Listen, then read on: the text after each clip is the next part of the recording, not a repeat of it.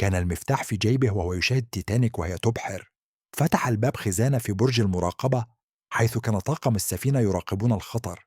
داخل هذه الخزانة كانت هناك مناظير كان من الممكن أن تساعدهم على الرؤية البعيدة في الظلام، لكن الضابط الذي كان يحمل المفتاح غادر السفينة قبل إبحارها، آخذا إياه معه عن طريق الخطأ. بدون تلك المناظير اضطر المراقبون إلى الاعتماد على أعينهم، مكافحين للرؤية في الليل. وعندما رصدوا الجبل الجليدي أخيرا، كان الأوان قد فات.